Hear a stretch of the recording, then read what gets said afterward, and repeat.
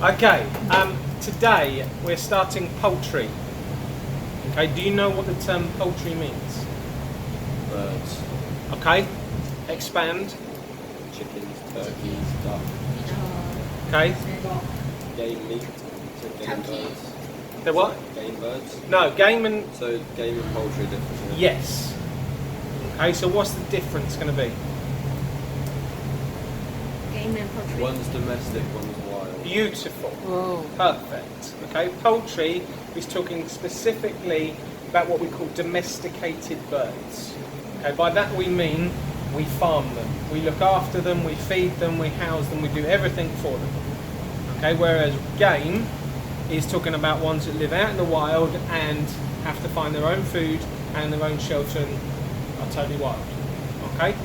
Now, in terms of poultry used with it, so you've said chicken, turkey, what else? Duck.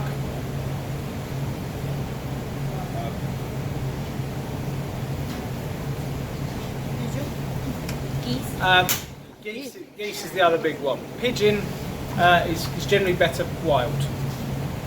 Okay, we do keep pigeons, but not really for farming.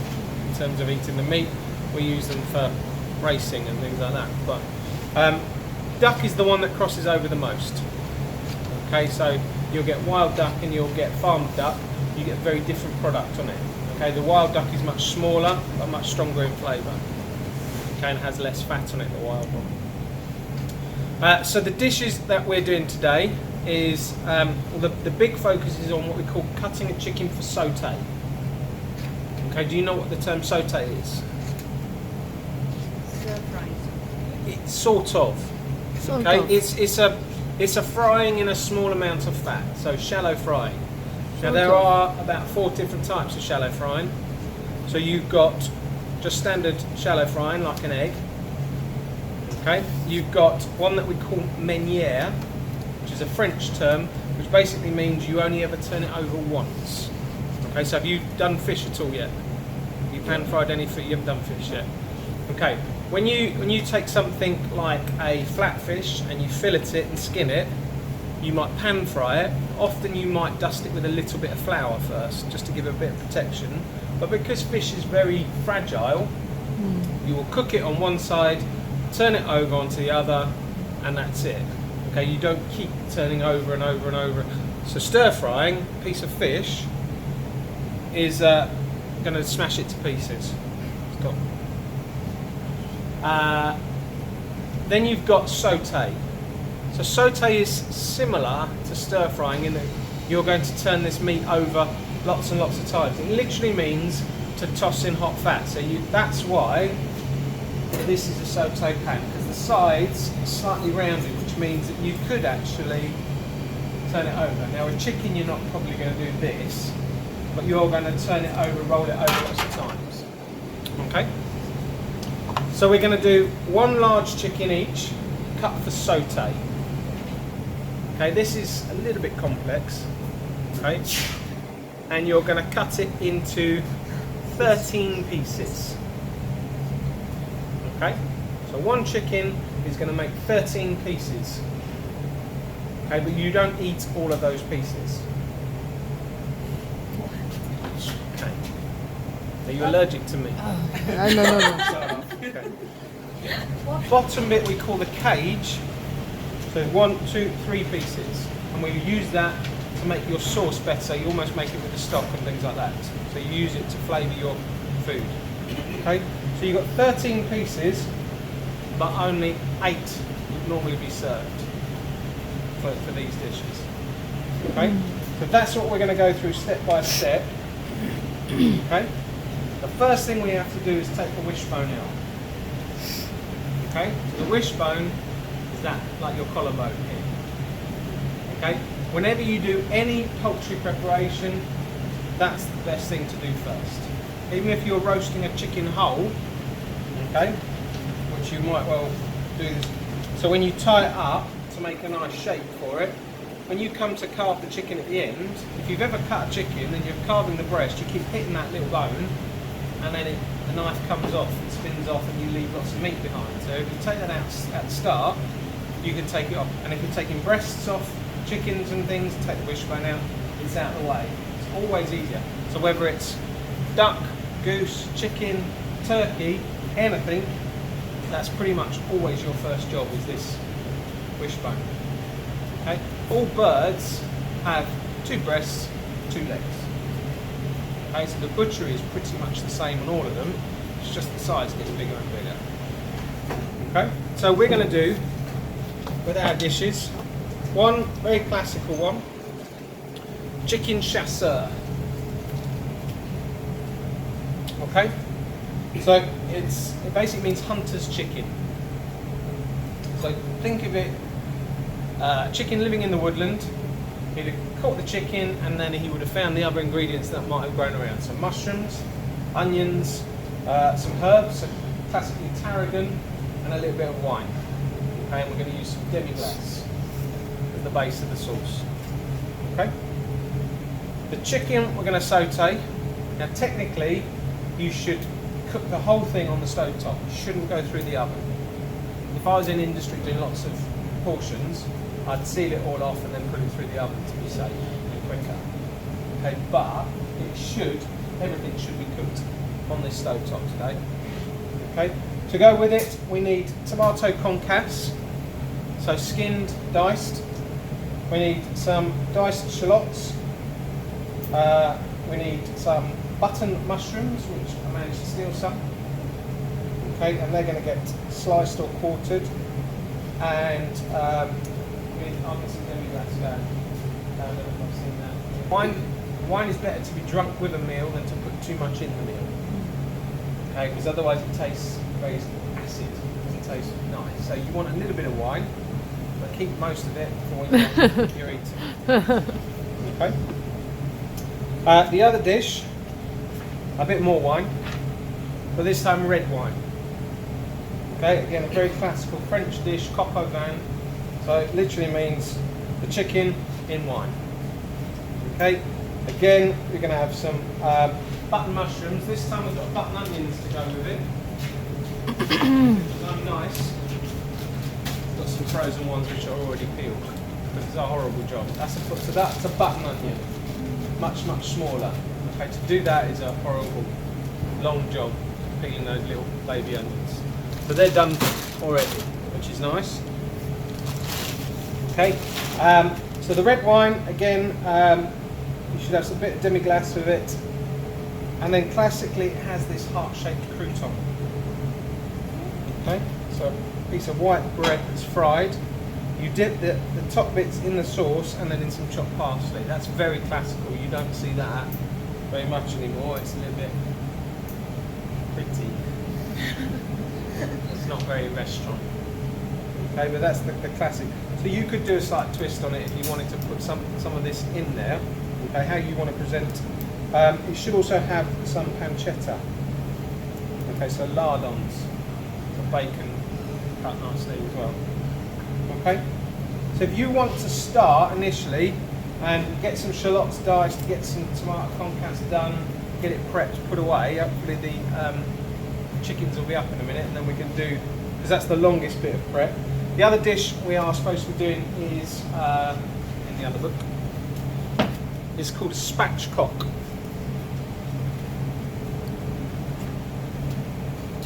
Is we're going to get up what we call a spring chicken, so a small chicken called a poussin French. Okay, and we're going to take the bottom cage bit out, and we're going to flatten it, and we'll put some slashes into the skin because we're going to marinate it piri. You all know piri? Nando's. Yeah? What country does piri come from? Portugal. It does. Do you know where Nando's comes from? Portugal. No. Brazil. It's Portuguese style restaurant, but it doesn't originate from Portugal. It originates from South Africa. South Africa. But it's Portuguese, yeah. Okay, so you're going to have a little bit of spice with that. Vegetable-wise, we've got kale, we've got celeriac, we've got sweet potato fries that we're going to do with the spatchcock, and a garlic mayonnaise. Have you made mayonnaise yet? Yeah. You have. I wasn't worried about doing that, so we'll see how far we get. Okay, but if you want to start some prep, so you could even peel this and cut those into fries shape and get some of the veg prep done so that we're busy whilst we're waiting on the chicken to come up. But the chicken's the bit that's going to take the longest for you to learn. Okay?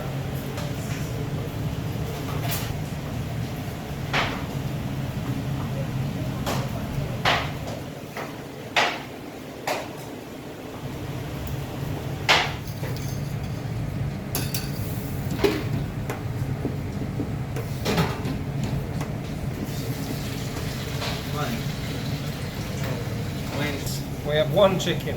Oh, really? One class. The whole class. No problem. No poussin. No problem. No problem. You cook. Listen, if I could make enough for everyone out one chicken, I would be the richest man in the world. So, instead, I've got chicken breasts. So at least you can trim the chicken wing and you can cook.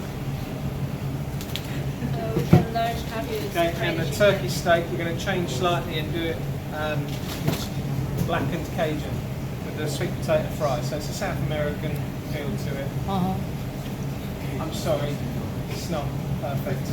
I'll talk to Miranda and make sure you do chicken cup saute.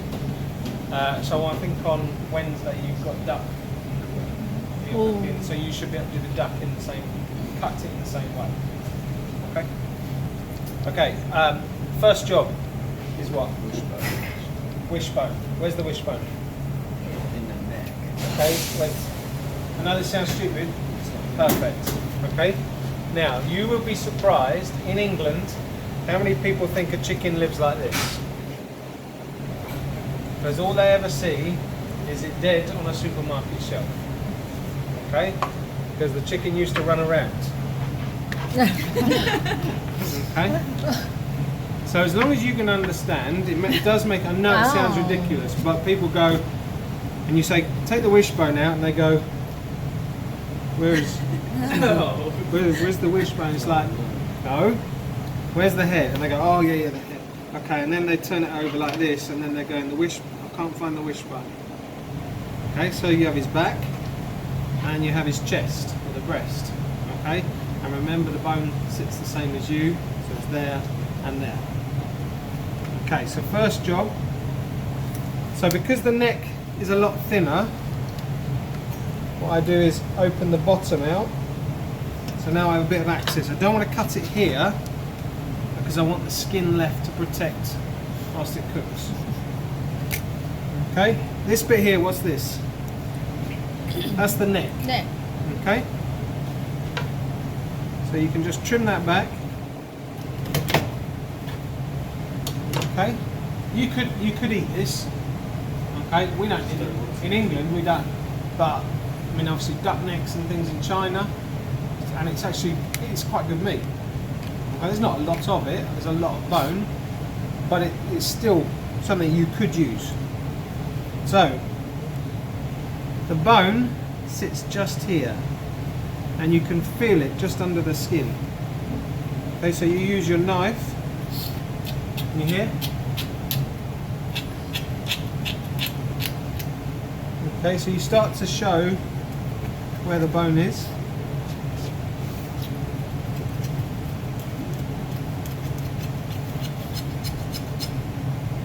Okay, so it just sits there.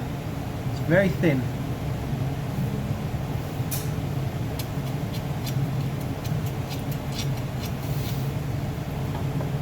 Okay, and that on that side.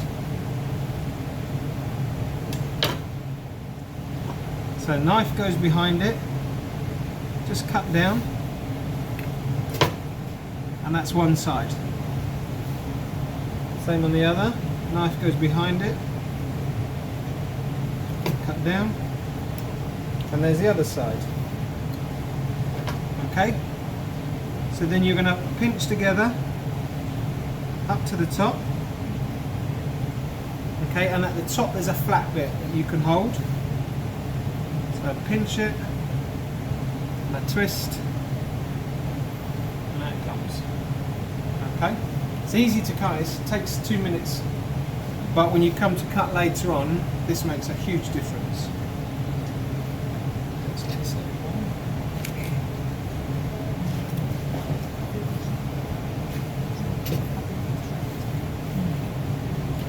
Okay, so next I'm going to take the wings off. So I hold his wing, let him just hang down so it stretches. So this muscle here is what? Think of your, this is equivalent to your arm. Armpit. And that shoulder will be up in here. It's that bit. Elbow. So that's the elbow joint, so that's the bicep muscle. So it's this bit here. So you're going to cut between the bicep and the shoulder. Okay, so you come against the bone.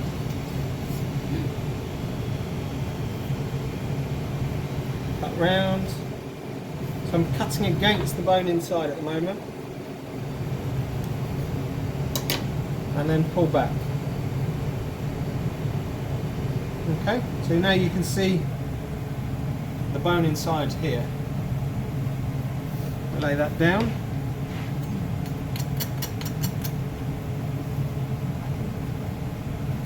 Flat, and one hit. Boom, off. Okay, so you get a clean bone.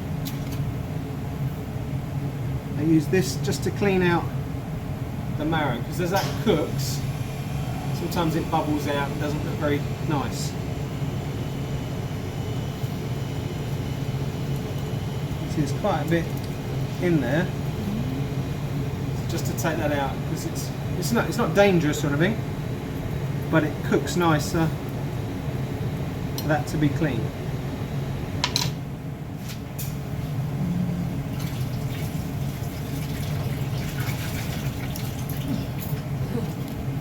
Okay, same on the other side.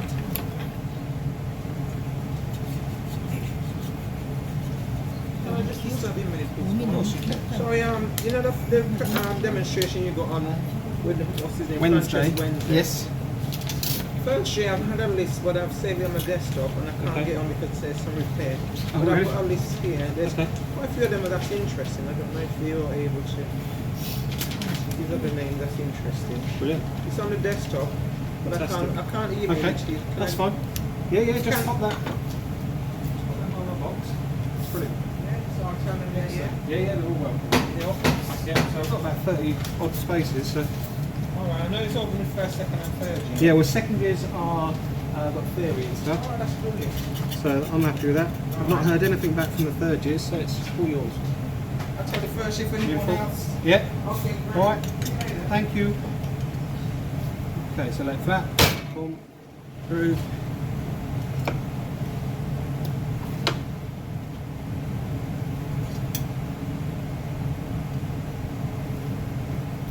Okay, so lay flat. Boom. Through.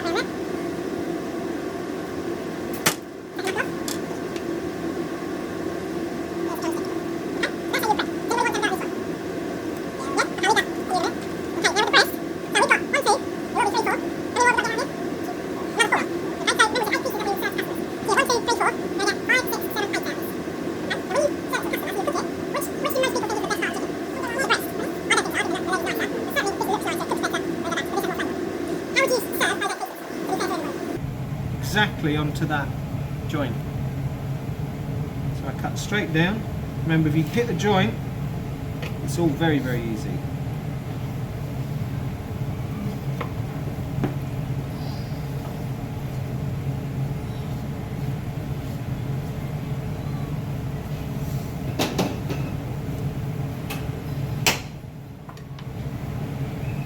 Okay, and remember where we pulled the skin back from the leg, I have enough skin to cover. Same for this side, pull the skin over a little bit.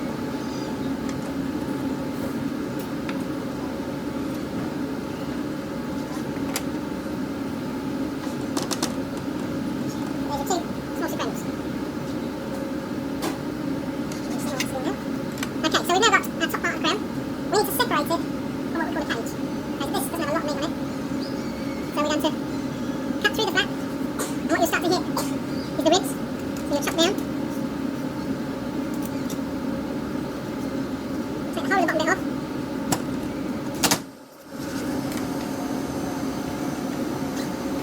Okay, so that's the cage bit. I normally take these big bits of fat off. How many do we cut out into?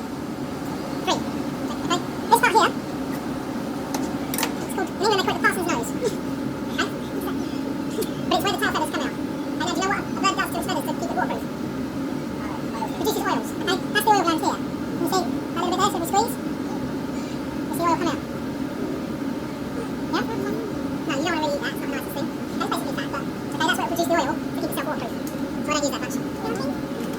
So cut that into 3. 1, 2, 3. And this we need to cut in half. But can you see, at this end it's thinner, and at this end it's thicker. So you can't go straight in the middle because this person gets more than this person. Not an angle, but you're just going to make this bit a little bit shorter, fatter, and this bit a bit longer and thinner. But there is a guide for this, because you can feel inside a breastbone. At this point here it disappears. You put the finger here, and you feel the top of it just kind of goes and drops away. So that's where your guide is. So you're going to put your knife there, so you get a longer piece, through the skin, and down. So a shorter, fatter piece, and a longer, thinner piece. Trim those round the back side. Okay, and then we've just got that one to do. Okay, so you remember we said 13 pieces, so you've got 1, 2, 3, 4, 5, 6, 7, 8, 9, 10, 11, 12, 13. Got it? And then we will half cover them in stock. Okay? So only half covered, and the rest of it we brush with butter, and that goes through the oven. Okay? So they're going to take about half an hour of cooking, something like that. Okay, so that will be the next job, really, for you to get on. Certainly because you're going to be cooking the chasseur using the chicken breast, so it's not going to take long for yours to cook. Whereas I'm going to show you with the whole chicken, so mine will probably take a good half an hour of cooking. Now, because we've only got one chicken breast, I would recommend in your pairs that one of you does chasseur and one of you does coq au vin, because then you can both be involved and you can both see a final product. But basically it's a similar process. With the chasseur, you've got a base of demi-glace. Do you all know what demi-glace is? Have you been through sauces? You don't know. If you don't know, it's fine. Okay. You know what a stock is? Yeah. You know what a roux-based sauce is? Yeah. So roux, flour and butter. Yeah. Yeah. If you add milk, 10 times the amount. What's that sauce called? Perfect. If you add a white stock, what's it called?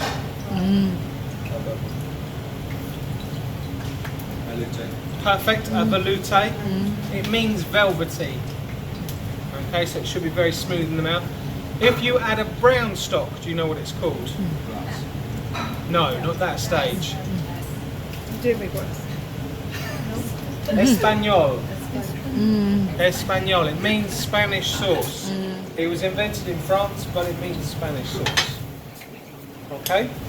So, with the roux, you cook it a little bit longer each time, so the flour colours a little bit more. It's happy in there. Off a second.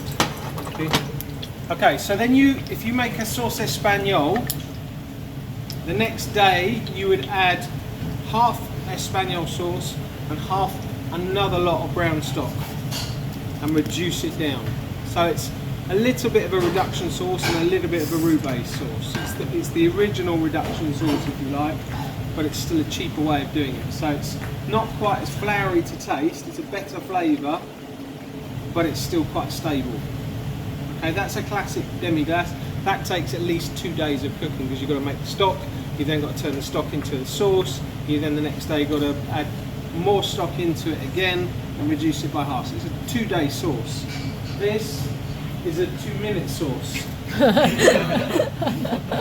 Okay, it's not the same. Okay? Students, when you say what's demi-glace, they go, it's the powder you've got in the stores. This is cheap. This is like saying the stock cubes you've got, that's a stock. It's not a stock. It's a pretend stock, which you can use. And if you taste this before you use it, it tastes like a beef and tomato pot noodle. It's not very nice. Okay? But we can make it nice by adding other ingredients. So we've got shallots, we're going to add some white wine, we're going to add some mushrooms, and then at the end we will add, so we'll have the demi-glace in there, we'll add the tomato concasse and chopped tarragon. So that will get chopped down. Why have I not chopped that now? Possibly some flavour loss. Yeah. Visually, Visually. what happens to this if you chop it and leave it? It's going to go brown. Oh. Okay? Because once you've chopped it, you will break the cells. So inside the plant you've got cells, and effectively you bruise it. And then it will just start to lose its colour, it won't look so nice. Okay, so we won't chop that till last minute. So potatoes is the first job for you for sure. A little bit of butter, a little bit of oil, get it onto the pan. Get that back in there for a minute. Okay, get a little bit of colour on there. Just fry the potatoes a little bit, just for a bit of colour. And then stock, half covered, brush with some melted butter, and that goes into our oven. Okay, every 5-10 minutes you're going to brush a bit more butter on it. That will help the colour. You won't get the crispness that you get with a roast potato. Have you done roast potatoes here yet? No? Okay, but have you eaten the English roast potato where it's very crunchy on the outside and soft on it? This will just be soft, but it will have a look similar, but it will have much more flavour because it's cooked in stock, so it will absorb the flavour of the stock. Okay, that's the kale. Oil and kale. I use that. Best flavour. It's not good for vegetarians, but it's for a chicken dish.